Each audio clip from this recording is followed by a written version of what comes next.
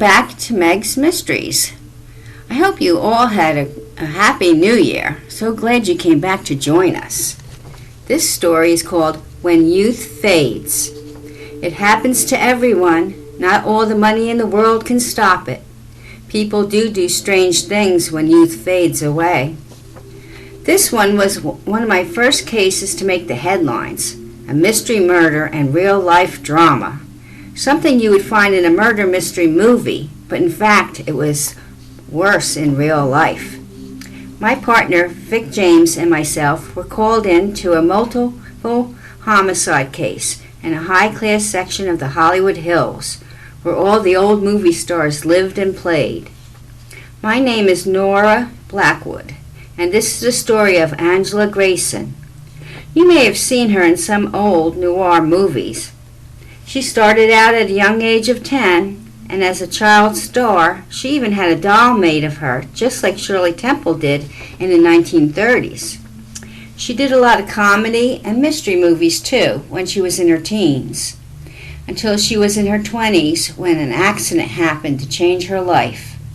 A crazed fan disfigured her with acid. Her beautiful face was scarred. She had money and was helped by the best plastic surgeon of the day, and they were married. She never went back to the silver screen again.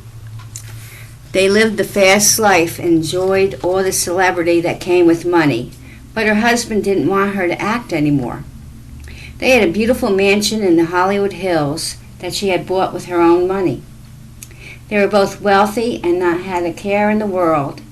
But then her husband died of a mysterious illness, and she was left all alone in a lonely mansion, and her friends were not around anymore.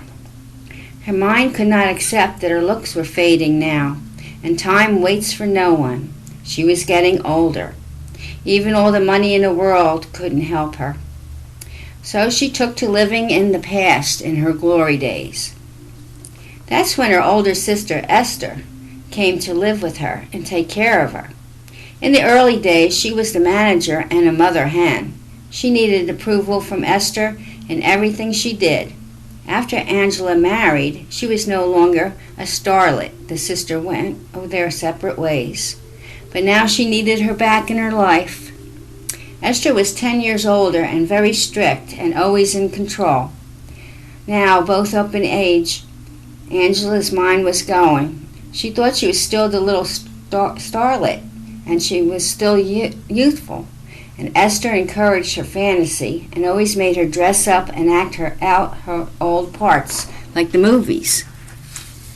She even went to producers to give Angela auditions, but that never happened.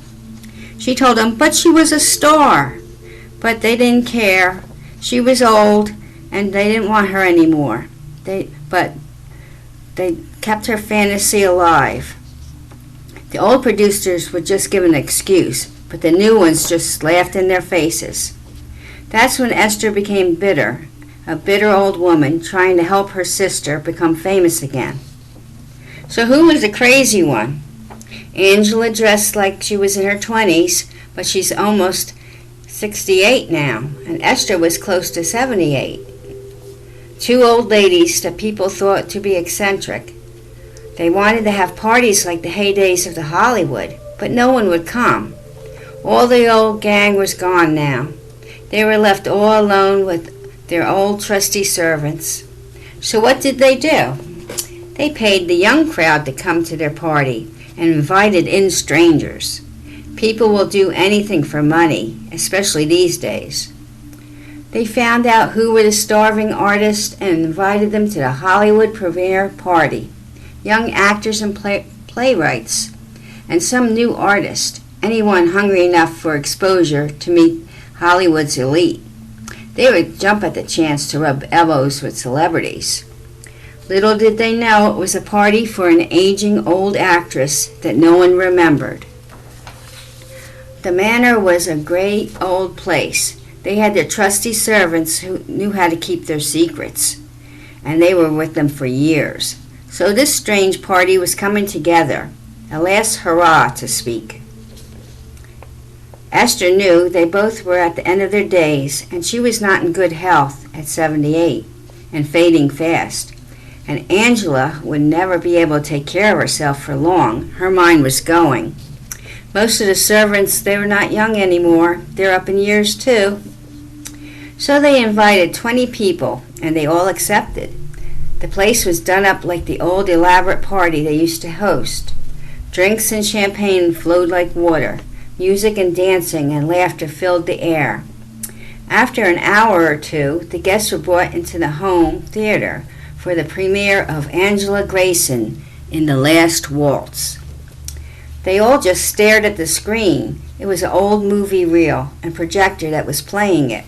It was Angela, but not the young beauty she was in her movies, but an old lady dressed up with pancake makeup and an old faded gown. More creepier than Baby Jane in the movie, Whatever Happened to Baby Jane. Angela was just singing and dancing in front of a mirror. So pathetic and sad. But she only saw herself as a young image of the girl that she once was. But the others saw a crazy old lady. Instead of applause and admiration, the guests just stared and tried not to laugh. Angela just sat by Esther smiling and only saw what she wanted to see. Esther knew, of course, it was an old lady dancing by herself, looking in a mirror, a pathetic last chance for stardom. Esther herself was smiling, though. She was giving her sister her last bit of happiness. Then dinner was served, and all the guests stayed and made believe everything was normal. Who's going to give up a free meal? And these old ladies were paying them big bucks to enjoy their hospitality.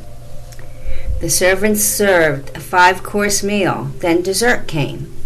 But before the last dish was cleared, many of them felt poorly.